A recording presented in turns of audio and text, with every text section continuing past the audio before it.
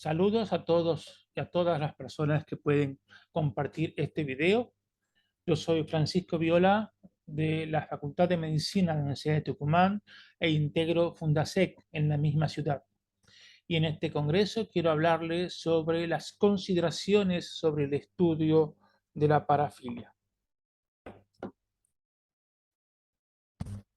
Cuando hablamos de temas relacionados con sexualidad, siempre nos parece oportuno esta consideración que tiene que ver sobre la perspectiva que tenemos de dónde vemos las cosas.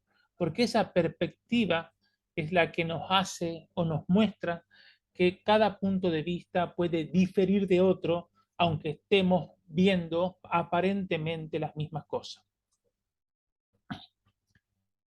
Eso nos trae a imagen, esta imagen de un cuadro de René Magritte, un artista belga, en el cual él se llama La traición des images, y como ustedes ven, está dibujada, está pintada una pipa. Sin embargo, abajo está escrito, esto no es una pipa. Pues esto es muy importante en sexualidad, uno de los puntos fundamentales, dado que tenemos que comprender que lo que vemos no siempre es lo mismo que nosotros le damos valor.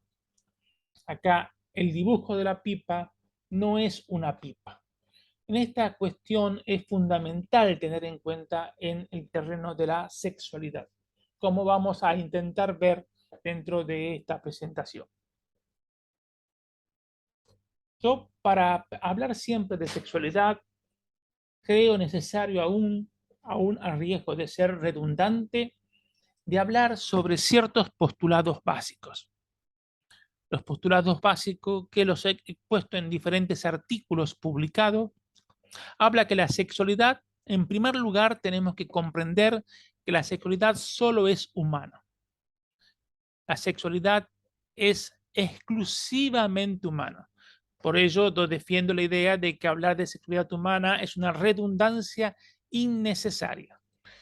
Cuando yo la hablo de que el ser humano es el único que tiene sexualidad, es porque la sexualidad la estoy poniendo claramente no solo en el espacio biológico, no en el espacio emocional y en el espacio cultural.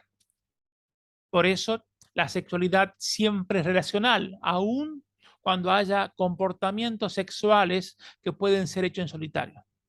Pero la sexualidad como entidad humana siempre es relacional porque parte del principio básico de la alteridad. El yo no soy tú, tú no eres yo. Tercer postulado básico, la sexualidad es expresiva. Casi podríamos decir que se asocia con el principio del axioma de la comunicación de Waszlawski. Es imposible no comunicar, es imposible no ejercer la sexualidad, no expresarla de algún modo. Cuarto punto, la sexualidad, como depende de la humanidad, es potencialmente siempre diversa. No existe una única forma de comportarse, sino múltiples.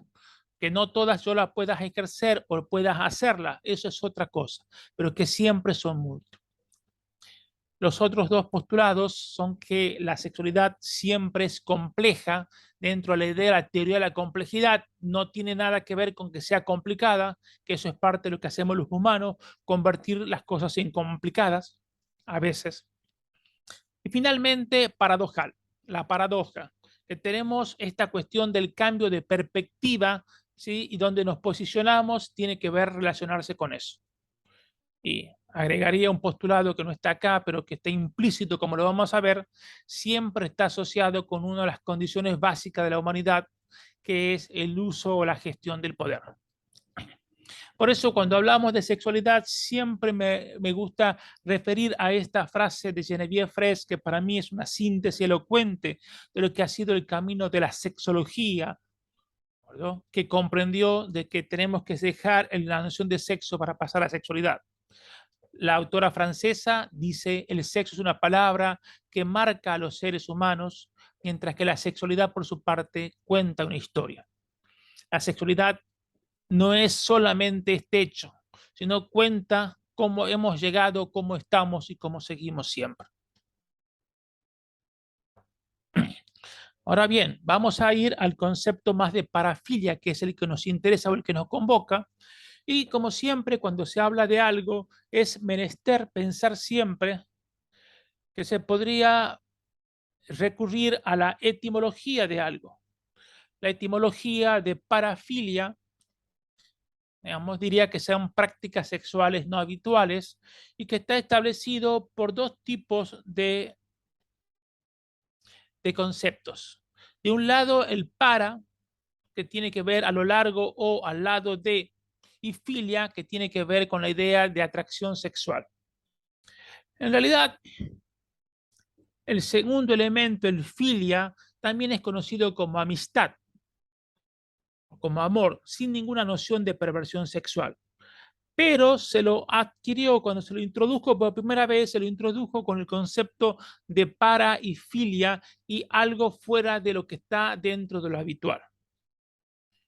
El término, en su momento, es un término, de acuerdo, introducido por los psiquiatras, valga decirlo, ¿verdad?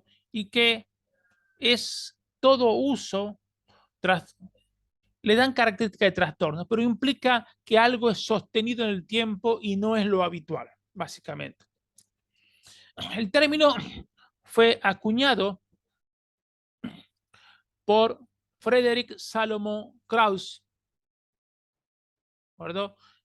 Específicamente en 1903 para denominar a un instinto erótico invertido.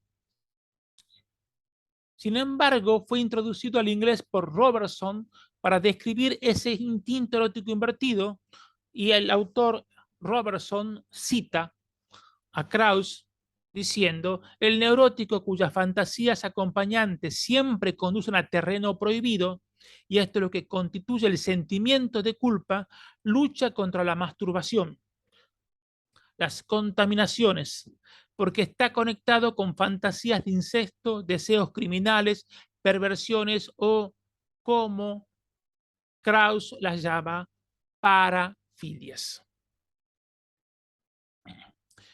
Sin embargo, dentro de la evolución del origen del término, el Oxford English Dictionary sugiere que la primera vez que se utilizó en inglés fue recién en 1925 en la traducción de Van Teslar de las particularidades del comportamiento.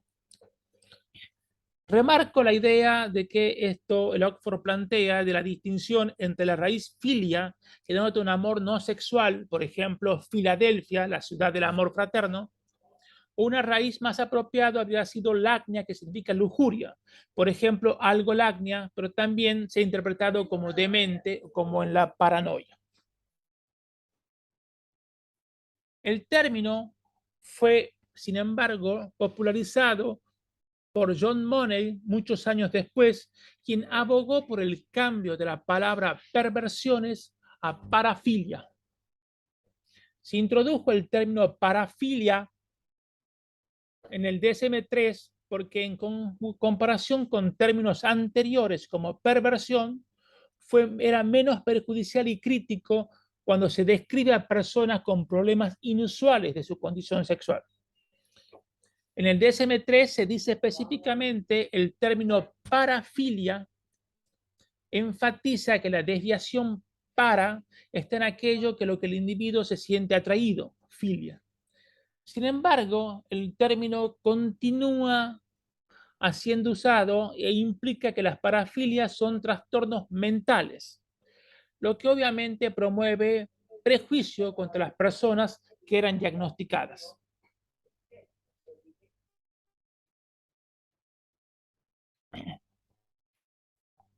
Antes de que las parafilias fueran clasificadas como trastornos mentales, eran vistos como pecados o delitos.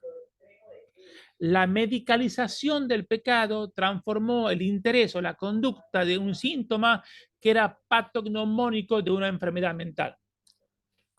¿Perdón? Antes de que la Asociación Psiquiátrica Americana adoptara el término de parafilia, usaban términos como desviación sexual, como perversión sexual, como variación sexual. ¿Acuerdo? Las connotaciones negativas del término siempre dieron lugar a desafíos para eliminar el diagnóstico, y esa fue parte de la evolución de las clasificaciones que hubo, pero aún sigue firmemente arraigado como una patología. Entonces, si tenemos una red semántica, pensamos una red semántica sobre el término parafilia, encontramos que está asociada con perversión, con asexual perversión, con zoofilia, con zoofilismo, con voyerismo, con pedofilia, con padofilia, con pederastia o padres, digamos, todas son o crímenes o situaciones consideradas como aberrantes. Entonces, la connotación negativa sigue apareciendo. Si la pregunta que hacemos es ¿cuán comunes son entonces las parafilias?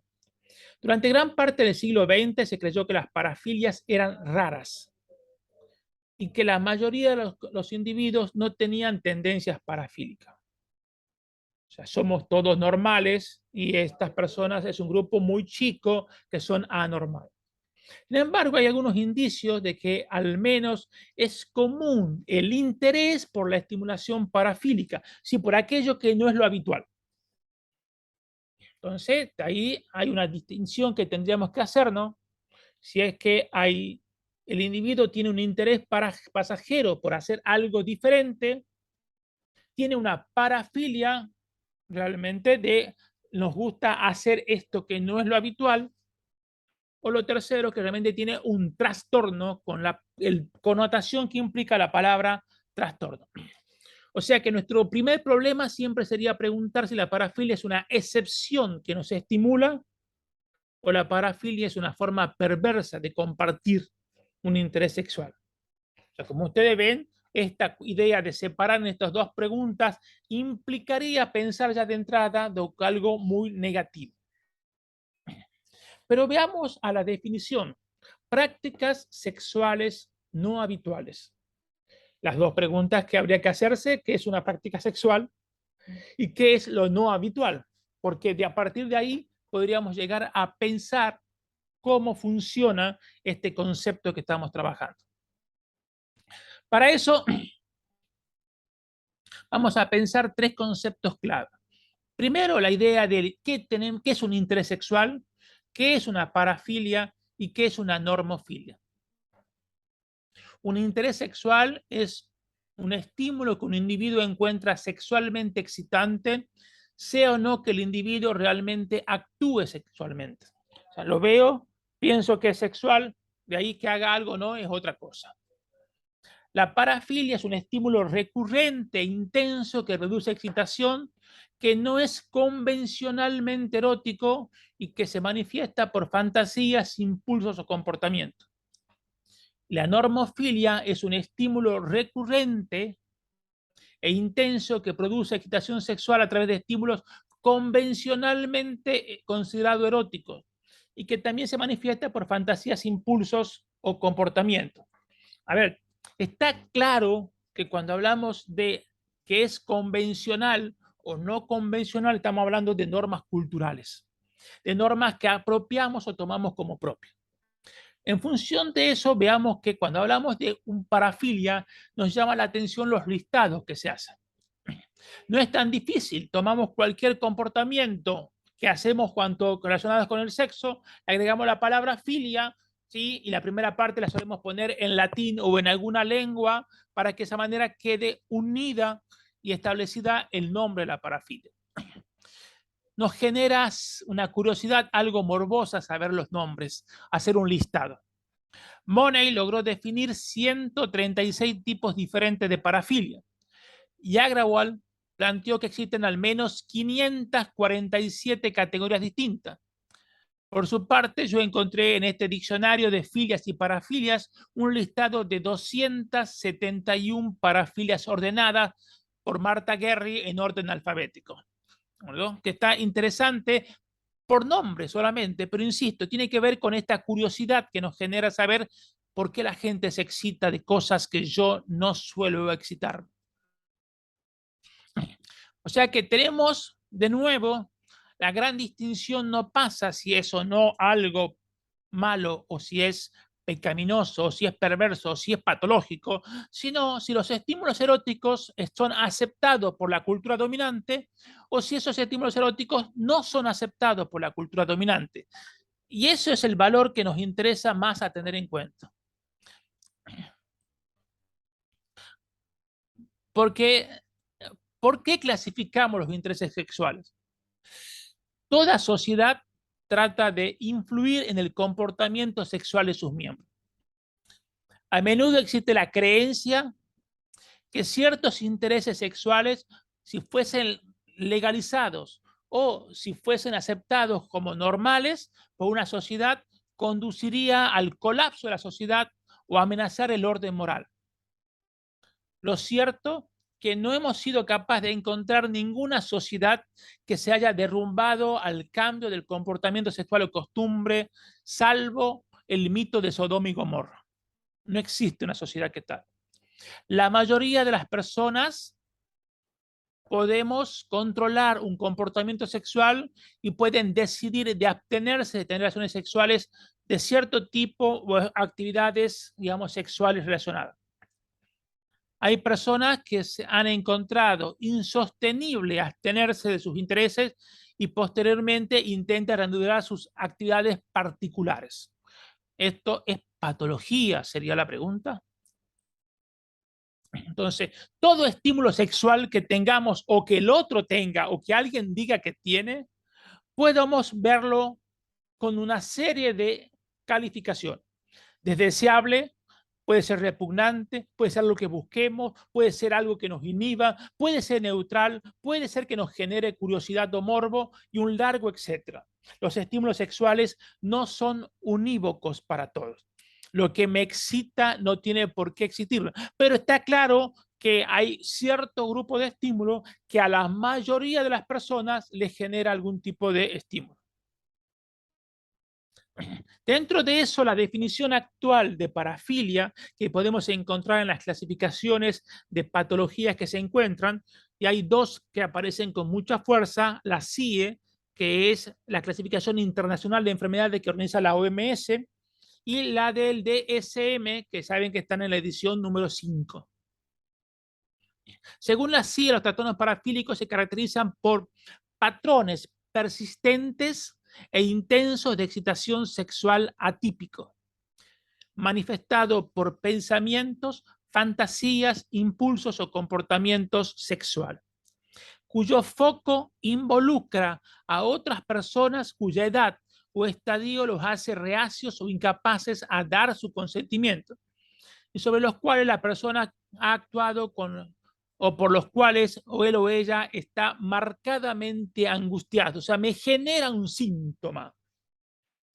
Pueden incluirse patrones de excitación que implican soledad, comportamientos o individuos que consienten solo cuando eso están asociados con una angustia marcada que no es simplemente como resultado de ser rechazado o el rechazado temido del patrón de excitación por parte de otros o con un riesgo significativo de lesión o muerte. O sea, tiene que haber algún daño o real o potencial. Eso es claramente uno de los factores que hay. Por su parte, el DSM dice que la parafilia se define como cualquier interés distinto del interés sexual en la estimulación genital o caricias preparatorias con fenotípicamente compañeros adultos, humanos, normales, físicamente maduros y que consienten. Más compleja. Los intereses sexuales normofílicos serían los que no son parafílicos. O sea, parece ser como algo sencillo de explicar. Sin embargo, identifica el editor del ESM que las personas que tienen parafilia con sus intereses sexuales parafílicos son mayores o en intensidad que sus intereses normofílicos. Es decir, yo puedo estar normofílico en la mayoría del tiempo, pero tengo una atracción parafílica en algún momento. Eso es lo que importa para el DSM. Ahora bien, el problema es que no tenemos una medida real o exacta para diferenciar cuáles son los intereses sexuales parafílicos y cuáles los normafílicos. El esfuerzo de definir las parafilias está siempre intrínsecamente cargado de problemas complejos. Esta es la clasificación del DSM-5 sobre trastornos parafílicos. Acá está la lista de los trastornos que hay, como ustedes ven. 4, 6, hay 10 dentro de esta clasificación. Y el criterio que plantea el DSM tiene que ver con un criterio A, es un trastorno parafílico, es un interés sexual atípico, no necesariamente es un desorden mental. Dicho más claramente, que no toda parafilia cuya descripción se realiza o en el que estos requieren un tratamiento. Porque a veces puede corresponder a que los afectados sienten malestar psicológico, un distrés causado por las tendencias sexuales y no solamente como resultado de desaprobación o repudio social, pero a la inversa también. El otro criterio que permite el diagnóstico de trastorno y de especial interés en esta revisión, que sea eso en el DSM-5, es tener un deseo de conducta sexual que implica malestar psicológico, lesiones o incluso la muerte de otra persona. O tener el deseo de una conducta sexual con personas que no quieren o no están impedidas de dar su consentimiento. Esto que obviamente cuando cualquier acto sexual, aún un normofílico, produce daño a alguien, necesariamente estamos dentro del terreno de los delitos sexuales a tener en cuenta. El CIE, por su parte, define los trastornos parafílicos que involucran también a personas sin su consentimiento, un trastorno parafílico que involucra comportamientos en solitario o individual que dieron su consentimiento, y los trastornos parafílicos sin especificación, como hacemos siempre en toda clasificación de patología. Acá, como vemos, tenemos distintos elementos. La descripción de un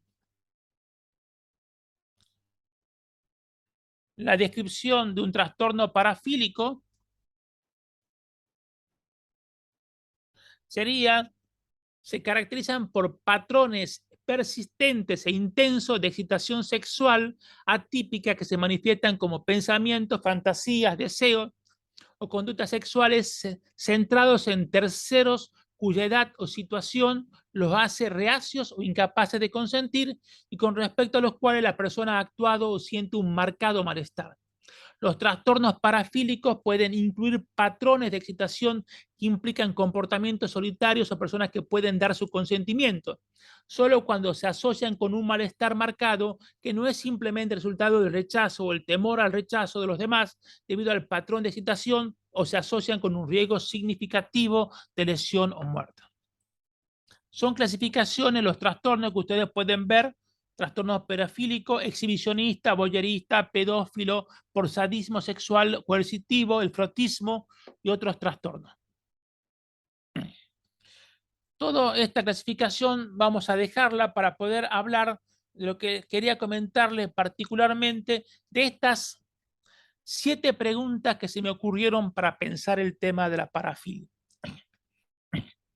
La primera es: ¿cómo utilizamos el concepto de normal? Es una pregunta esencial y para eso creo que es bueno recurrir a Wardell Pomeroy. Wardell Pomeroy es coautor del comportamiento sexual con Alfred Kinsey. Y él dice en este artículo del año 65 que dividía que lo normal se podía encontrar esta clasificación en 5 tipos de normal. Primero, la estadística. Una conducta sexual es normal cuando es practicada por la mayoría de la población. Influye el lugar, la época, la cultura y la clase social. Es la idea de lo estadístico de la curva de Gauss que todos ustedes han escuchado en algún momento.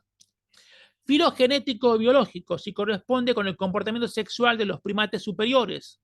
De los mamíferos es normal. O sea, lo que es biológicamente posible. Moral, los preceptos de una comunidad son variables en cada cultura y en diferentes épocas, pero suele haber un consenso visible en los usos, las costumbres y las creencias. Mantiene los valores individuales y colectivos. Legal, el conjunto de normas escritas y sus sanciones para defender a las personas y su patrimonio o derechos también incluye lo sexual. Las leyes cambian y son diferentes en cada época y lugar, pero marcan el consenso social establecido. Y el social, las conductas socialmente dominantes que no perjudican a la sociedad o a sus miembros, puede considerarse correctas o adecuadas según cada época. Y él en este artículo pone como ejemplo estos criterios, ¿no ves? La masturbación es normal estadísticamente, es normal filogenética, no es normal, es anormal en lado moral, legal es normal, social es normal.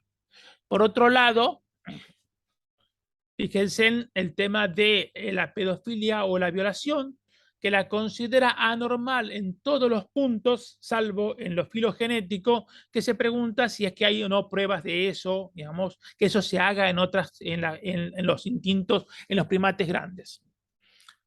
Particularmente la filogenética es algo que no la defiendo mucho, porque creo que el ser humano es sobre todo, su naturaleza es cultural, principal o únicamente. Entonces, ahí se plantean diferentes tipos, ¿de acuerdo? Habría que ver cada uno de estas parafilias en qué estado de normalidad tiene con respecto a la subhumano que está. Pero lo cierto es que por eso es que hay prácticas inusuales que nos encanta, hay una bibliografía muy amplia de que nos llama la atención, nos genera amor. ¿Cuál es el límite que tiene nuestro normal? Es la pregunta que debemos hacernos, la segunda pregunta. Para pensar esto, siempre tenemos que ver dónde nos posicionamos. En la salud sexual, en el placer sexual, en el bienestar sexual o en el concepto de justicia sexual, que es un concepto novedoso que la UAS está introduciendo, digamos, en la literatura. En este artículo, Joyal pregunta qué es exactamente una fantasía sexual inusual y creo que nos sirve como marco referencial para hablar de esto. Y hace un listado de 55 conductas sexuales inusuales que no son tan habituales. Este listado incluye muchas cosas que, por ejemplo, fíjense en acá, la fantasía de recibir un cunilingus, que no es ni claramente, no es habitual o es muy habitual. ¿Dónde ponemos para qué, en qué cultura estamos hablando para establecer o en qué grupo de personas está habitual esta conducta? Porque cuando no lo sea habitual y alguien lo haga, sería una parafilia. ¿Comprenden el peso que tiene esta palabra? Son todos, en el artículo están todos descritos. La tercera pregunta que nos preguntamos, ¿cuál es el criterio que cada uno usa o que usamos para fijar este límite donde acá termina lo normal y empieza lo anormal? Particularmente voy a marcar en este cuadro que yo creo que los límites están dados por el comportamiento sexual aceptable para cada uno, es aquel que parta de la idea de la libertad para decidir, de la aceptación del guión sexual que vamos a seguir y que genere placer o satisfacción. O sea, obviamente esta pirámide, llamarla como la figura, estaría marcada por dos espacios que tenemos que tener muy firmes. La idea del autoconocimiento, cuánto me conozco, y también la idea de cómo construyo mi capacidad de consentimiento, y es también un tema de que forma parte de mis investigaciones y que también pueden encontrar un artículo al respecto sobre consentimiento en la web escrito por mí. ¿Por qué intersticios de nuestros límites avanzados? El concepto que hoy estoy trabajando sobre sexualidad tiene que ver con la palabra liminar. La liminaridad que nació en la antropología, pero la empezaron a traer desde el teatro y desde el arte. En los intersticios pasan cosas y por lo general trabajamos en esos intersticios. Entonces, ¿cómo trabajamos en los intersticios donde no estamos en lo anormal, pero no estamos tampoco en el normal, en lo habitual? Y para hacer eso, para pensar eso, tenemos que comprender En primer lugar, cómo ayudamos a producir permisos saludables para poder circular por esos intersticios, pero también cómo comunicamos nuestros deseos, aquellos que tampoco son inhabituales, pero que el otro puede escuchar, comprender, aceptar y consentir. Obviamente la respuesta está dada por qué nivel de educación sexual es el que tenemos en un grupo humano para pensar estas preguntas. La quinta pregunta, ¿qué es realmente lo intolerable para en cada uno? ¿Qué es lo que no realmente ponemos un límite, no dado por una falsa moral, sino que consideramos que hay un límite concreto a poner? Hace unos años, sí, evocando una película de mis años más jóvenes, Lo bueno, lo malo y lo feo, establecí esto, lo que me gusta, lo que considero bueno o lo que no es para mí saludable. Y después lo modifiqué en idea de que todos los seres humanos tenemos estos tres elementos. Cosas que consideramos deseables, cosas que consideramos tolerables, que podemos llegar a hacerla en las circunstancias, y lo que consideramos inaceptable. ¿Qué es lo que ponemos en el límite de lo intolerable? Es la pregunta. Particularmente, creo que habría que insistir con que el límite estaría dado por lo que genera violencia. En segundo lugar, claramente lo que tiene que ver con cierto daño a las personas y obviamente lo que despersonaliza. No se olviden que por eso la violación sigue siendo un ejemplo claro de daño a la sexualidad, porque quita la palabra, le hace, la acción busca despersonalizar. De ahí nos preguntemos cómo consensuamos esos límites con alguien y con qué criterio lo hacemos. ¿Cómo logramos hacer eso?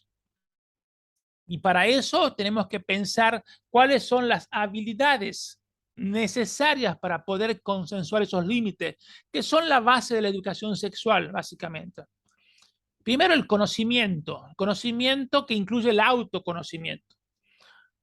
Información es poder, pero también es la capacidad de defender nuestras posturas y de buscar lo que queremos. Segundo, la comunicación. Que ustedes saben que muchas veces el problema pasa por no poder llegar a decir lo que realmente quiero hacer.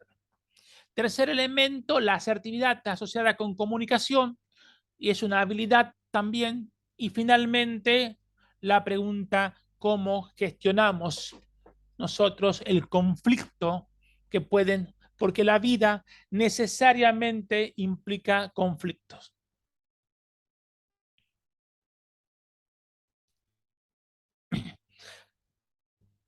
La pregunta importante que nos debemos hacer como individuos y como grupo social, ¿qué creemos que se debe hacer con los que transgreden los límites de lo que definimos como normal con el criterio que queramos? ¿Qué hacemos? Allá aparece el famoso concepto de la, ¿perdón? El concepto claro de la parafilia como una perversión, algo a corregir. No existen datos que sugieran que las personas con parafilia están realmente inundando los departamentos de emergencia en los hospitales, en los consultorios o en la psicoterapia.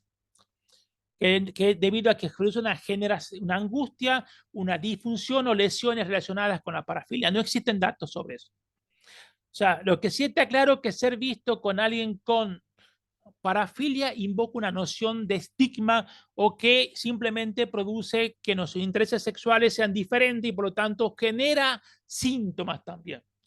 Las personas con parafilia experimentan prejuicios en la atención médica, en las psicoterapias, el empleo y las esferas políticas y sociales. No estoy hablando de aquellas que son crímenes, estoy hablando de las que son inhabituales dentro del concepto de Pomeroy también de esas 5 categorías. Los reconocimientos recientes por parte de las diferentes situaciones psiquiátricas de que las personas con parafilia tienen trastornos mentales y la eliminación de varios diagnósticos son pasos en dirección correcta. Pero estas medidas no llegan a desestimizar la etiqueta. Lo que yo hago que con consentimiento y porque me genera placer, es visto mal. Hay pocas dudas, ¿perdón?, que las parafilias existían antes que hubiera un nombre para estos intereses. O sea, siempre hubo algo inhabitual que hacía el ser humano en relaciones sexuales. ¿De acuerdo? O sea, y eso en algunos lados sigue siendo. Entonces, ¿cuál es el límite que vamos a poner? Yo sigo pensando que hay que diferenciar lo que son crímenes sexuales y particularmente los crímenes que son generalmente llamados, que son aberrantes, que tienen que ver con la violencia, el daño, la pedofilia o la violación, que deben ser punidos con la fuerza de toda ley. ¿Y cuál es el tratamiento que debemos hacer?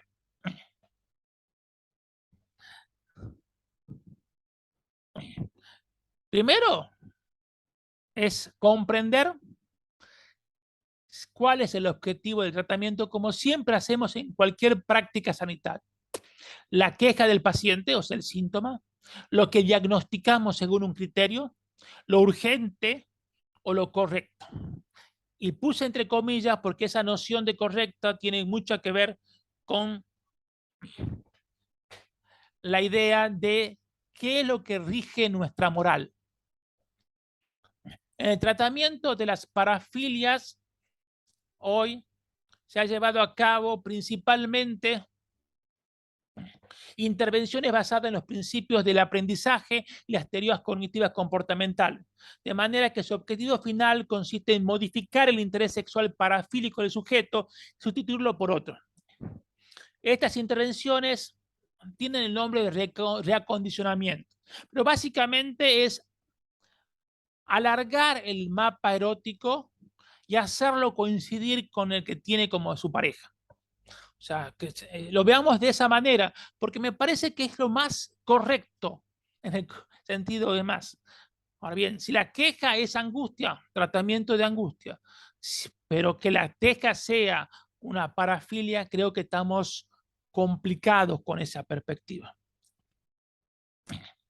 A modo de conclusión, Ney Mato Grosso es un autor portugués, brasilero, y en esta canción, Balada de Loco, dicen que sou louco por pensar assim. Se eu sou muito louco por eu ser feliz, mas louco é quien me diz e não é feliz, não é feliz. Si es que realmente las parafilias a veces no han generado mucho daño por esto que Epicteto ya lo tenía claro. No son las cosas las que atormentan a los hombres, seres humanos, sino los principios y las opiniones que los hombres se forman acerca de esas cosas. Por eso creo que un postulado importante es pensar por qué es importante el constructo de parafilia. ¿Por qué importa si algunas personas se excitan sexualmente, por ejemplo, acariciando la piel de sus parejas, por más que no sea habitual? Una práctica hermosa. O acaricia los pies o acariciar los genitales de sus parejas. ¿Por qué los gobiernos y los profesionales de la salud o el clero y el público le importa que lo que los individuos hacen sexualmente siempre y cuando no produzca daño, sea consentido y sea decidido en libertad? No hay investigaciones y sería bueno, hay muchas investigaciones, pero nunca han logrado ver el efecto, demostrar que las parafilias provocaron angustia o disfunción, porque esa sería la manera de justificar por qué queremos patologizar una conducta sexual que no produce daño y que produce algún tipo de bienestar y se decide libremente. Pero no existen datos concluyentes al respecto. Entonces, frente a eso, creo que lo que Moser dice es correcto. El constructo de la parafilia parece ser pobremente concebido y ha sobrevivido a su utilidad. Frente a eso, ¿hacia dónde ponemos la proa o cuál es el futuro de las parafilias? Yo creo que hay que modificarlo. Hay que realmente volver a comprender que hay síntomas que se generan, ¿de acuerdo? Y que eso está claro que cuando un síntoma nos genera angustia o nos impide tener una vida normal, tiene que ser tratado.